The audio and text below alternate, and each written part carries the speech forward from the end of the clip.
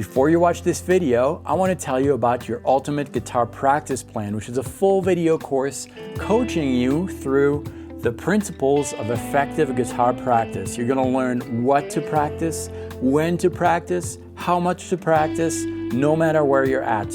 And I am giving away 3 copies of this course valued at $97. Check out the link below, enter to win, it's completely free. And for now, let's get into this video.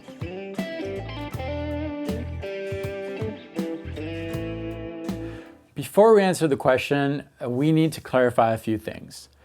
Getting better at guitar means different things for different people, and you need to be realistic about your goals.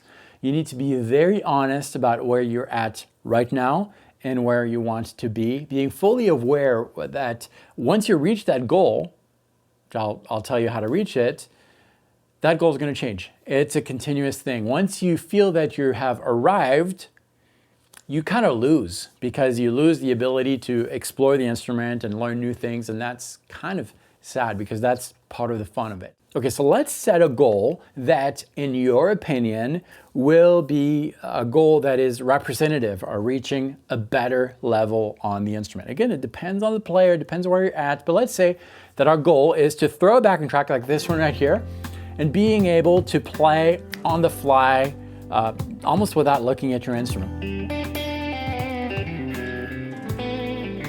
without preparing anything. That's representative of getting better for me. Let's just pretend, okay? All right, so once we have that, we need to decide on a path to reach that goal. That's very important. Now, I know we're gonna answer the question, how much time you need, but first we need to decide on the path. So if the goal is to play on the fly over something, well, that's gonna require a certain number of skills, and you're gonna list those skills down. So maybe ear training. Ear training is gonna help you relate to what's going on in the backing track. You're gonna hear this, and you're gonna start to sing over it. Da, da, da, da, da, da, da. Okay, you have to replicate da, da, da, da, da, da, da, on the instrument. Well, the skill that is gonna allow you to do that is ear training. Another thing might be knowledge of scales. So knowing some scale patterns so that your fingers don't really have to think too much about patterns, and their job is going to respond to what the composer in your head tells your fingers to do. So that's another skill. So we have ear training, we have fretboard knowledge, we'll call that fretboard knowledge, maybe synchronization, because you want your technique to be proper and sound as smooth as possible. So both hands are really synchronized. You don't want to hit the fret before you play it. That's going to create some inconsistencies. And then maybe a fourth skill would be rhythm, being in control of that rhythm. So 4 skills. We notated those according to the goal that we have. Just by doing that, the physical act of writing these things down already does something to your practice. Now your practice is focused. You spend time writing it down, and I'm not just saying like on your phone. There's something very special about having a pencil, a paper, gathering these things together, because let's face it, we never know where our pencils are in the house, right? And doing that really puts you in a state of mind of purpose. You are purposely planning something. You're purposely taking steps to reach that goal. And it's really proven in many, many fields of work that if you plan ahead, your rate of success is way bigger. That sheet of paper on which you wrote these different steps is going to be the most important thing you can have with you at all times. Because whenever you practice, you need to have these 4 things in mind. Or maybe it's 3 things or 5. I wouldn't recommend more than 5. That's too much. So maybe combine some into one. But 4 or 5 skills to work on is perfect. These 4 skills, not scales, skills that you need to work on are going to be the essential part of your practice. You're going to divide your practice session amongst these 4 different things, if you have 4 things. Ideally, you want to spend at least 5 minutes per skill. So if these 4 skills are kind of equally yoked, if you're equally yoked in these 4 skills or equally unyoked, you're gonna spend 5 minutes per skill. So that'll be about 20 minutes for a practice session, an effective practice session. You're gonna spend 5 minutes on ear training, 5 minutes on fretboard knowledge, 5 minutes on synchronization, and 5 minutes on rhythm, for example. Well, that's about 20 minutes. And that's the sweet spot. 20 minutes a day is the ideal practice session, in my opinion. Now, why do I say that? Well, I say this because in my years of teaching, I noticed that the students that had a dedicated practice plan, and I've helped them find that practice plan, those students, if they spent 20 minutes, 5 days per week, had much bigger, much better results than students who practice 1 hour or 2 hours or even 3 hours per day in front of the TV. And that's because when you have that practice session planned, your practice is very targeted towards the areas of focus that you should focus on that will help you reach that goal. So really, the most important thing is not the amount of time you spend on the instrument.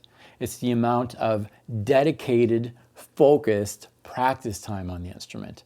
20 minutes is the sweet spot. You don't need more than that. And I even noticed this in my everyday work. You might say 20 minutes is not enough. And if you say this, I understand. You're saying this most likely because you, me, we are conditioned to believe that the more hours in a day of work is better. We all kind of believe the lie that a typical work day should be 8 hours, right? 5 days a week, 8 hours. If you're in the US, about 40 hours a week, that's the norm. If you're in Europe or France, 35 hours is the good work week. And we're just conditioned. And I was like that before. Before I moved to entrepreneurial life and before I stopped the conventional jobs, 8 hours was the day. And when I transitioned to doing what I do now, I thought that I needed 8 hours in a day in order to effectively work. I was totally wrong. It took me years to realize that, and I'm still having to remind myself now.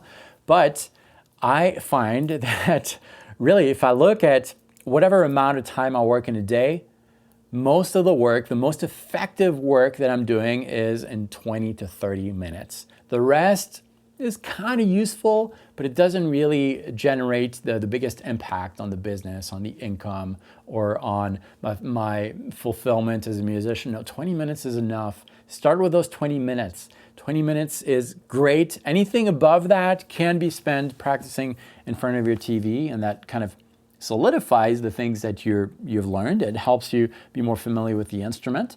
But 20 minutes of actual practice, dedicated practice with a plan will do wonders for your playing. Now I'm going to challenge you to take this to heart and give it a try for the next month. Spend a little bit of time deciding where you want to be, what that means to be a better guitar player for you in one statement, one sentence. I want to fill in the blank. And then make a list, a 4 to 5 bullet point list of the skills that you think you need to have to reach that goal. Those are the core elements of your practice session. Take 20 minutes and split that 20 minutes within the 4 or 5 different things that you need to practice. Now, some of these things might take a little bit longer than 5 minutes.